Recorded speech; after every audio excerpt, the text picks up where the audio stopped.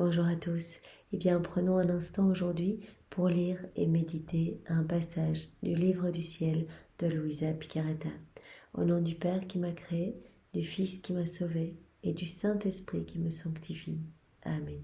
Jésus, je me plonge en toi dans ta divine volonté, je m'unis à toi, je m'identifie à toi, je me consume en toi, je viens fusionner ma volonté dans la tienne et je te supplie Seigneur, de t'occuper de mon âme. Je te la présente et je te demande de retirer de celle-ci tout ce qui résulte de ma volonté propre, tout ce qui est noirceur, misère, ténèbres, retire tout et crée cet espace nécessaire pour venir t'y installer, pour te sentir libre d'agir à partir de mon humanité que je t'offre un jour de plus, une fois de plus, en gage de mon amour pour toi, au nom de tous, et particulièrement au nom des âmes du purgatoire, au nom des agonisants, ces âmes qui vont mourir aujourd'hui, au nom de tous les pécheurs obstinés, de toutes ces âmes qui ont le cœur trop froid, trop fermé, qui ne peuvent pas recevoir les grâces et les bénédictions de Jésus, au nom des âmes qui te sont consacrées, Jésus, qui parfois s'écartent du chemin, te laissent seul, et au nom des âmes qui ont déjà sur leur front le sceau de la perdition, de toutes ces âmes qui n'ont plus foi ou parfois ont ta miséricorde, ces nouveaux Judas, Seigneur. Reçois ce temps que nous prenons par amour pour toi, vraiment pour mieux comprendre les vérités du livre du ciel, toutes ces vérités qui sont des vies divines, pour nous laisser transformer et façonner, selon ton plan pour chacun de nous. Reçois vraiment cela, engage notre amour pour toi, au nom de tous. Jésus, investis tout ce que nous sommes, investis-nous complètement de ta présence, viens dans chacune de nos actions, viens dans chacun de nos regards, sois présent dans nos paroles, dans notre souffle, dans nos battements de cœur, dans toutes nos pensées, dans nos pas, dans nos mouvements conscients et inconscients. Jésus, que tout soit fait pour toi, pour ta gloire, que tout soit fait par toi et que tout soit fait immergé en toi, dans ta divine volonté. Merci infiniment pour tout ce que tu fais pour chacun de nous. Merci avec tes propres remerciements. Et maintenant, Seigneur, prononce ton ephata sur nos cœurs, sur nos intelligences, viens y déverser ta propre sagesse pour que nous puissions comprendre ce nouvel enseignement que tu nous donnes, que nous ne perdions rien et que tous ces mots que tu as bénis puissent vraiment s'infuser dans chacune de nos cellules et puissent nous transformer, puissent porter de beaux fruits pour ta gloire, celle de ton Père et celle de l'Esprit Saint. Parle maintenant à travers ma bouche, Seigneur. Envoie-moi ton Esprit Saint, que je toujours unie à toi dans ta vérité et que ce moment, fait par toi, prié, médité par toi, devienne divin, éternel et qu'il puisse y avoir des répercussions, des retombées bienfaisantes sur tous les cœurs de toutes les générations, qu'il y ait beaucoup de conversions ce matin et vraiment beaucoup de retour à toi. Alors le passage que nous allons méditer est celui du 16 décembre 1922. C'est Luisa qui parle. Je réfléchissais à l'acte par lequel le Verbe éternel est descendu du ciel et a été conçu dans le sein de la Reine Immaculée. Donc hier, Luisa réfléchissait à l'Immaculée Conception de la Vierge Marie. Et donc Jésus lui a parlé de la beauté, de la grandeur, la Vierge Marie qui a été vraiment conçue au milieu de l'unité des trois mères, la mère de la puissance du Père, de la sagesse de Jésus et de l'amour du Saint-Esprit. Et au milieu de ces trois mères unies, la Vierge Marie a été conçue, de vraiment purifier, plonger dans la divine volonté dès le départ. Elle avait reçu le don de la raison, de toutes les sciences, etc., dès le départ, dès l'instant 1 de sa conception. Et aujourd'hui, Luisa médite sur l'incarnation de Jésus dans le sein de Marie. De mon intérieur, mon doux Jésus allongea un bras, embrassa mon cou et me dit « Ma fille bien-aimée, bien que la conception de ma céleste mère fût extraordinaire, puisqu'elle a été conçue dans la mère issue des trois personnes divines, j'ai été conçue, moi, non dans cette mère, dans l'unité de cette mère, issue des trois personnes divines, non dans cette mère, mais dans la grande mère qui réside en nous, la grande mère de ma divine volonté, en notre divinité, et qui descendue dans le sein de cette céleste mère. Donc Jésus a été conçu vraiment dans cette grande mère de la divine volonté qui était dans le sein de Marie, dans le ventre de Marie. Quoi qu'il soit juste de dire que le Verbe a été conçu, le Père céleste et le Saint-Esprit demeurent inséparables de moi. Bien sûr, la Trinité est inséparable. C'est la divine volonté qui unit ces trois personnes divines. Bien que je fus l'agent dans cette conception, les trois personnes divines y ont simultanément été les concepteurs. Donc Jésus dit, voilà, moi je suis indissociable du Père et du Saint-Esprit. Donc quand je me suis incarnée dans le sein de ma maman, eh bien automatiquement, puisque je suis inséparable, que nous sommes trois dans la Trinité, mais inséparables par la divine volonté, eh bien automatiquement le Père et le Saint-Esprit ont été aussi participants et spectateurs, donc ont été les concepteurs de mon incarnation. Imagine deux miroirs disposés l'un en face de l'autre et reflétant un objet placé entre les deux. Alors trois objets apparaissent, celui du centre, assumant le rôle actif, et les deux autres, le double rôle de participant et spectateur. Voilà, donc Jésus prend un exemple pour nous expliquer comment cela s'est passé.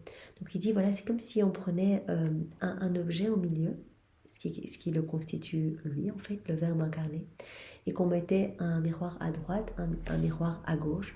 Et bien il dit, le reflet de l'objet dans le miroir.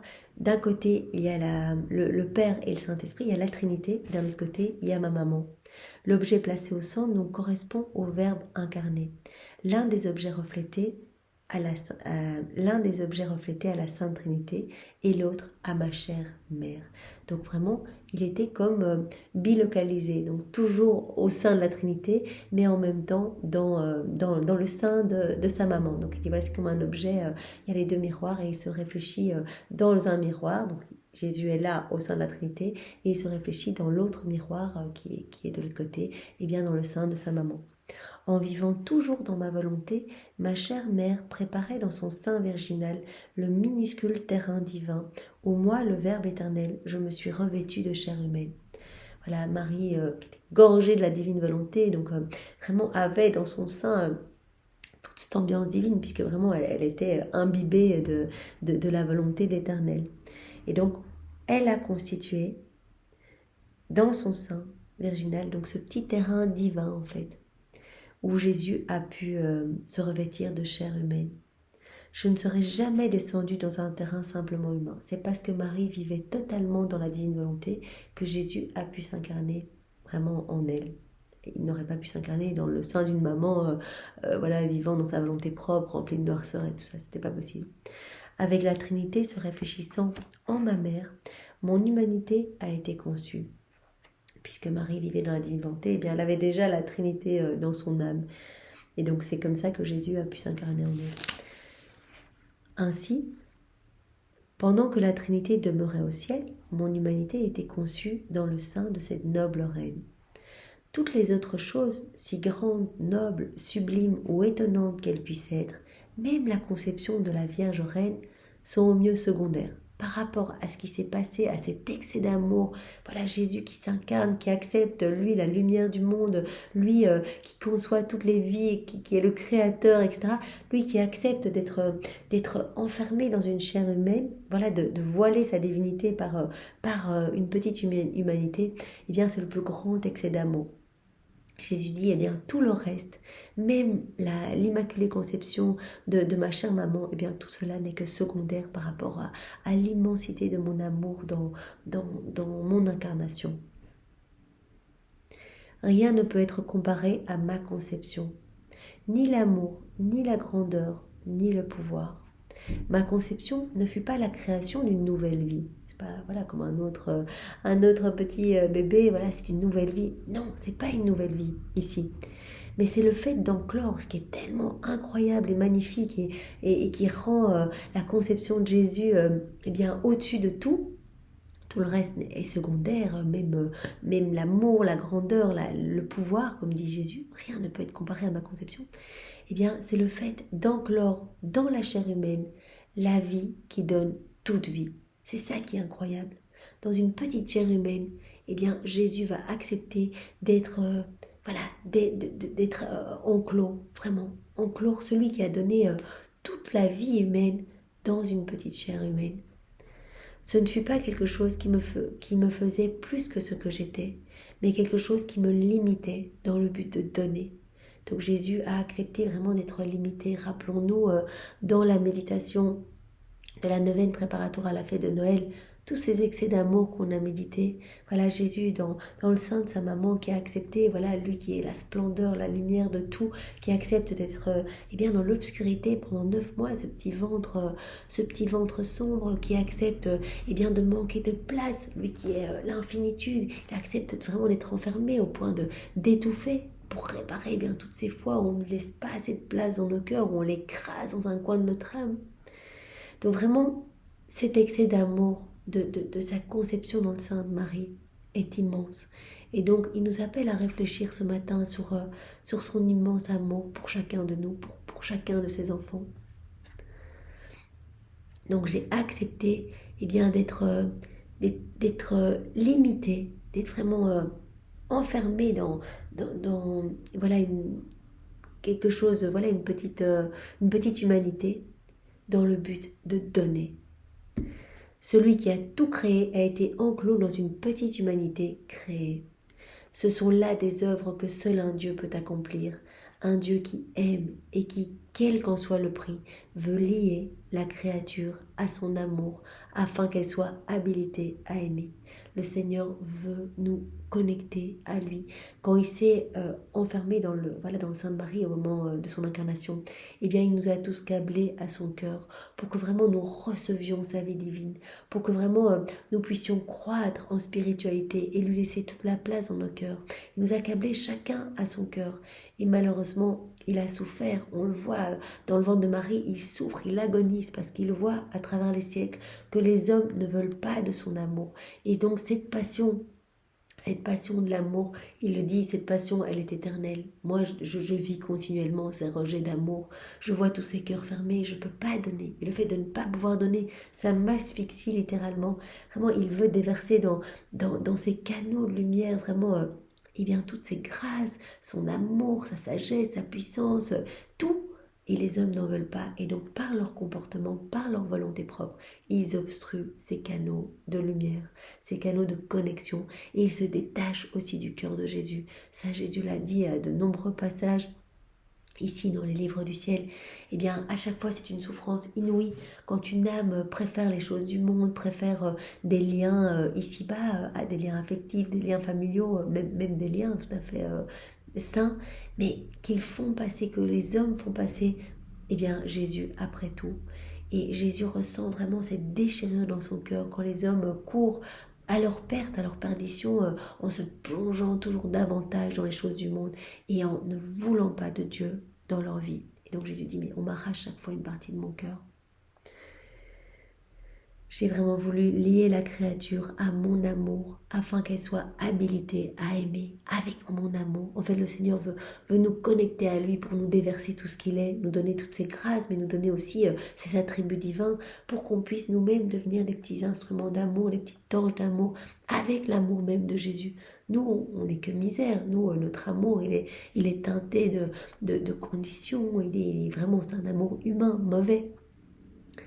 Mais l'amour de Jésus veut se donner pour que nous puissions aimer avec son amour. C'est ça dans la divine volonté. Jésus nous donne tout, nous remplit de lui pour que nous puissions être des extensions de son humanité. Et c'était ça le plan initial. Nous devions être remplis de Dieu pour être remplis de tout ce qu'il est et que notre vie soit vraiment un reflet, une image, un écho de la Trinité. Tout cela n'est rien, donc tout cet amour, sais-tu où mon amour, mon pouvoir et ma sagesse sont allés? Dès que le pouvoir divin eut formé mon humanité, à peu près de la dimension d'une noisette, quoique avec tous ses membres complètement formés. Donc la petite humanité a été formée à partir de quelques gouttes de sang de Marie. La petite humanité de Jésus a été formée, mais directement formée avec des petits bras, des petites jambes, la taille d'une noisette, mais directement formée. Donc, dès que le pouvoir divin eut formé la petite humanité de Jésus, et que le Verbe, Jésus, prit possession de cette humanité, alors l'immensité de, c'est Jésus qui parle, de ma volonté, contenant toutes les créatures, passées, présentes et futures, conçut les vies de toutes ces créatures. À partir du moment où il s'est incarné, où il a pris possession de cette toute petite humanité, donc il est rentré dans cette toute petite humanité créée par la Trinité, directement à ce moment-là, l'immensité de sa divine volonté, contenant toutes les créatures, toutes les générations, tous les hommes de tous les temps, a directement conçu la vie de chacun de nous, de toutes les créatures. Dès que Jésus s'est incarné, directement, toutes nos vies ont été conçues de toute éternité. Pendant que ma propre vie progressait, ces vies croissaient en moi. Donc Jésus nous a connectés à lui directement. Il s'est incarné, on était déjà reliés à son cœur. Et au plus sa vie progressait, au plus nos vies croissaient en lui. Donc nous étions tous en lui et nous croissions en même temps que lui grandissait, en même temps que sa vie progressait. Même si je semblais être seule, la vie de toutes les créatures pouvait être perçue en moi à travers le microscope de ma volonté. Donc voilà, en fait, on était tous en Jésus. Il nous a pris tous en lui au moment où il s'est incarné. C'était comme l'eau observée de deux façons. À l'œil nu, elle semble claire comme le cristal. Mais vue d'un microscope, elle pullule de microbes. Et voilà, c'est l'exemple. Si vous regardez de l'eau comme ça, vous ne verrez rien du tout. Comme si vous me regardiez dans le ventre de ma maman, vous ne verriez que moi. Mais si vous regardiez au microscope, vous verriez dans l'eau tous les petits microbes, ça pullule de vie en fait à l'intérieur de l'eau. Eh bien, si vous regardiez au microscope de ma divine volonté, vous verriez à l'intérieur de ma toute petite humanité tous les hommes de toutes les générations, la vie de tous les hommes. Il a tout pris en nous. Il a conçu la vie de toutes les créatures, vraiment de chacun de nous. Telle fut ma conception. Alors la grande roue de l'éternité tomba en extase à la vue des excès incommensurables de mon amour et de toutes ses merveilles. L'immensité de l'univers fut ébranlée en voyant ce qui donne toute vie sans clore. C'est Jésus qui donne toute vie, c'est lui le Créateur. Et donc, l'univers, partout, en fait, toute la création fut émerveillée par l'immensité de cet amour, de cet excès d'amour. Lui, le concepteur, le créateur de tout l'univers, qui accepte que toute sa vie soit vraiment... il accepte de s'enclore, de se limiter, de se rendre petit, pour vraiment nous réhabiliter, nous reconnecter à la divine volonté pour venir préparer le royaume de la divine volonté et nous sauver. Pour accomplir quoi? Pour faire apparaître toute vie créée. Donc il a accepté de s'enclore, de se limiter, de se rendre petit dans cette toute petite humanité pour faire apparaître toute vie créée en lui, pour nous prendre tous en lui et nous reconnecter à la divine volonté. Eh bien, merci Seigneur pour vraiment ton amour illimité et inconditionnel pour chacun. Merci aussi pour ton infinie miséricorde. À chaque fois que nous revenons, tu es là et tu nous pardonnes, tu nous aimes tellement Seigneur. Eh bien, merci avec tes remerciements. Vraiment, nous voulons te servir mieux. Alors utilise chacune de nos vies pour que nous puissions devenir pour toi de bons instruments de paix, d'amour et de miséricorde entre tes mains. Que nos âmes puissent devenir ces petits tabernacles d'amour, ces petits lieux de consolation, ces petits refuges pour toi Seigneur. Tu aspires tant à être consolé, tu aspires tant à pouvoir vivre dans les cœurs et laisser ta divine volonté opérer et agir à travers des âmes qui vont s'offrir à toi, Seigneur. Alors nous sommes là et nous te redisons notre oui une fois de plus pour que tu fasses ce que tu veux de nous, que ta divine volonté soit faite sur nos vies, Seigneur, et que vienne le règne de ton divin fiat. Sois loué, béni et glorifié, Jésus, dans ta divine volonté au nom de tous. Au nom du Père et du Fils et du Saint-Esprit. Amen. Belle journée à tous, soyez tous bénis. Au revoir.